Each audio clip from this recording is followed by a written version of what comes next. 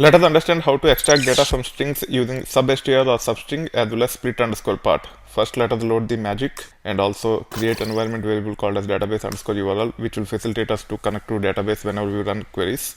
We can extract substring from main string using substr or substring by specifying position and length. It takes three arguments. The first argument is the main string like this. The second argument is from or position. And the third argument is the length of characters which needs to be extracted starting from the position specified as part of the second argument. For example, we can get first four characters from date to get year or get last four characters from fixed length unique IDs. So these are some of the common use cases with respect to substring.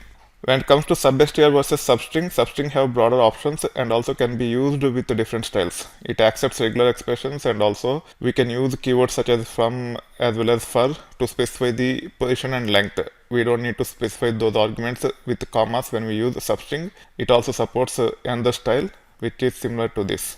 This is how you can specify the position as well as length. Unlike in other relational databases, we cannot pass negative integers to substring or substr to get the information from write.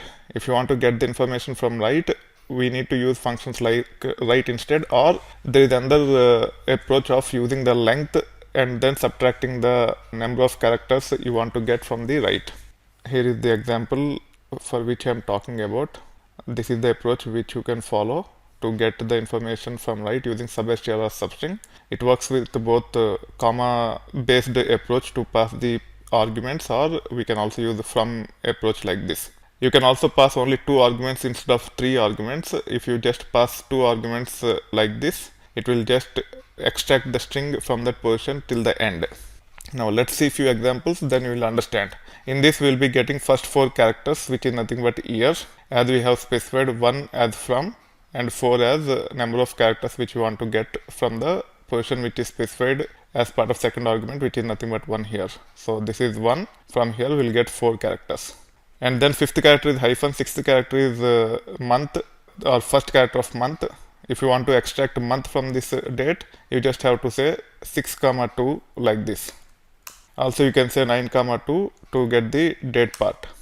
You can also use substring in place of substr like this. Even substring will work exactly the same way if you pass the arguments using comma. However, if you use from and for, this is how it will look like. So you just have to say from the position for number of characters which you want to extract from the string. All these three queries will give the same result. Now this is how you can actually use only from to get the string starting from the position specified here. So in this case, this is 12. So as we have only one argument beyond the main string, it will extract the complete string from the 12th position. Let me convert this to uppercase just to follow the best practices. I pass all the keywords or use all the keywords using uppercase, not the lowercase. Just to stick to that best practice, I have converted this from to uppercase here. Now you can see the timestamp part from the date. You can also run the query like this using substr or even with substring by specifying the second argument using comma. Now you can also use write to get the data from the write. So in this case, write will extract the information of these 4 characters here. You should be able to run this and you can see the result. We have left as well. So if you want to get the information just from the left up to certain number of characters, you can just use this left function. When it comes to substring, it also accepts the expressions like this. So this will take care of getting 4 characters till the end, as we have dollar at the end. You need to have some knowledge about regular expression to understand most of these special characters, dot, dollar, etc. I'm not getting into those details at this time. I'm just explaining that substring also supports patterns or regular expressions. As I said earlier, to extract the information from write using substring, we can use the combination of substring and length like this. So in this case, the length of this string is 12 characters. So when we say length of this string, it will give us 12, minus 4 will give us 8. So starting from 8th character till the end, we can extract the information using this query, or we can also use write to extract the right 4 characters. Also we can use this pattern based approach to get last 4 characters, as we have specified dot dot dot dot dollar. You can see the last 4 characters here. Now let us understand how we can put this in practice to get first 3 characters or digits as well as last 4 characters or digits using substring. I am using something called as named query by name unique IDs. unique IDs is nothing but union of 10 different queries which returns one record at a time.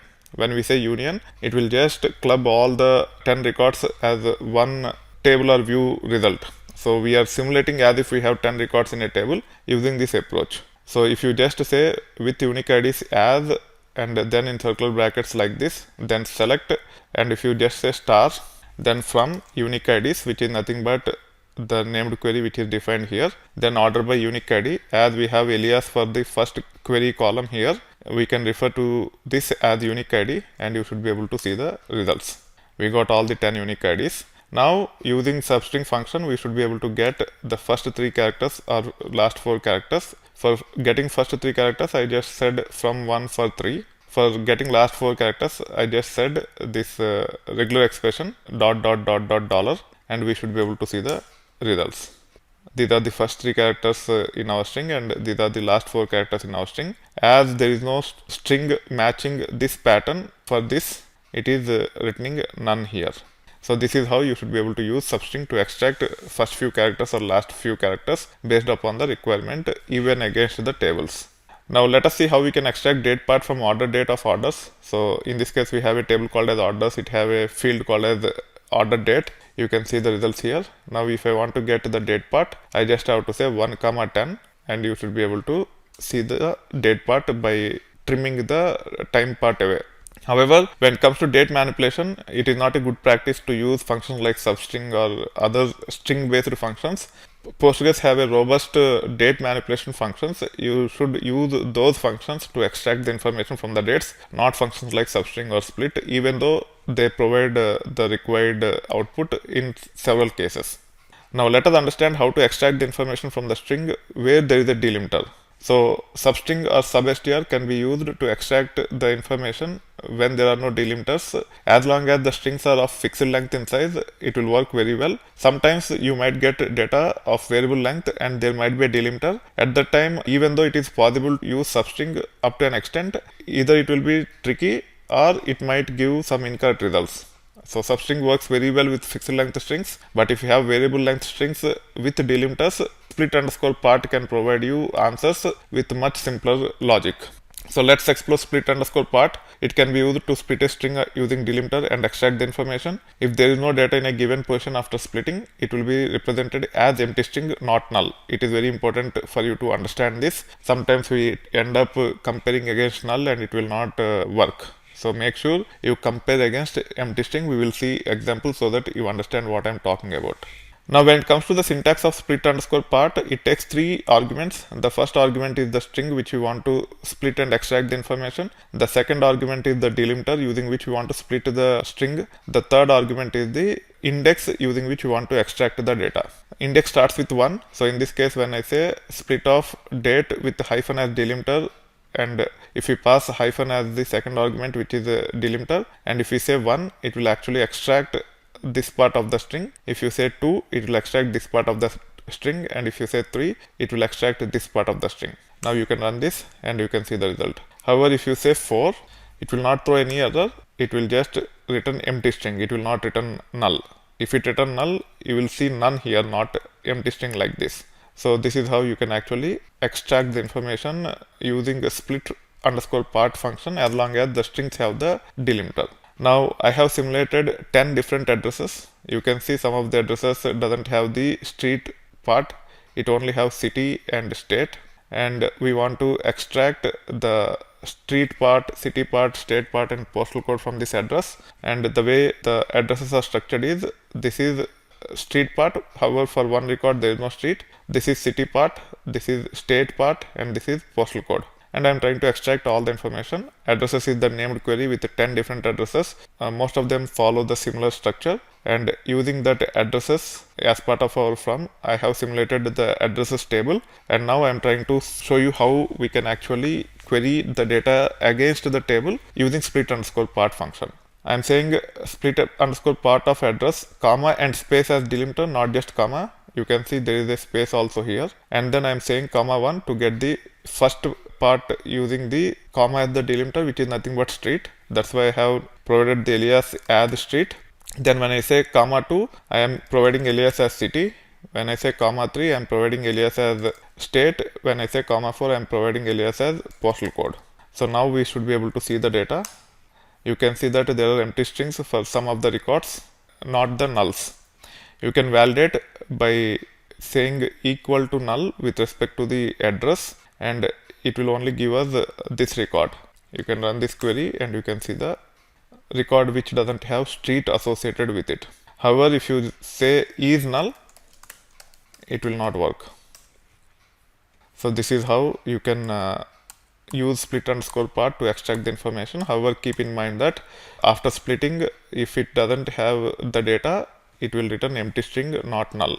You can also use split underscore part to get the last 4 characters of the unique IDs. In this case, I am using something called as case when operator. I haven't covered this yet. I will be covering at a later point in time. For now, I am improvising the requirement what we have seen earlier. Instead of just getting first 3 characters or last 4 characters, if the string doesn't have at least 4 characters when we try to get the last 4 characters, and if all of them are not just integers, if it have hyphens, I want to just highlight them as invalid. Otherwise, I want to get the last 4 characters. You can actually see the details here, and you can actually see the results. So the query says when length of split underscore part of unique ID comma hyphen comma 3, so the last part of the unique ID, if it is 4, then we are getting the last 4 characters of the unique ID using split underscore part itself. You can also use substring function here. Either you can use split underscore part or substring. However, if it is not the case, if the length is not of 4 characters, once we split and extract the last part of the string, then we are just saying invalid. You can see this one is invalid because it is -032. All of them are not just the characters which are numeric in nature. It have hyphen also. And the reason why it is actually saying it as invalid is when we actually split the unique ID with hyphen as delimiter, and when we try to extract the third string, it actually gives us only 032. And as the length of 032 is not 4, it is showing invalid here. Same is the case with this one, -585 and -284. We are seeing as invalid for all these records. So this is how you should be able to get the results the way we are looking for. If you change this to 48 instead of 48069,032 like this, and if you try to run this, even for 48, we can see the invalid here. Okay, this is how you should be able to use either split underscore part or substring to get the last 4 characters and also apply some validations on top of it if at all it is required. Don't worry if you do not understand the syntax of case and when at this time, and if you don't understand this entire logic at this time. Once you go to this chapter or section, you can come back to this and then you can go through it. However, it is pretty straightforward to understand. This is how you should be able to leverage substring or split underscore part to extract the information from the main string, whether it is a fixed length string or a variable length string with a delimiter. In either of the cases, we can leverage these functions very effectively to get whatever information we are looking for.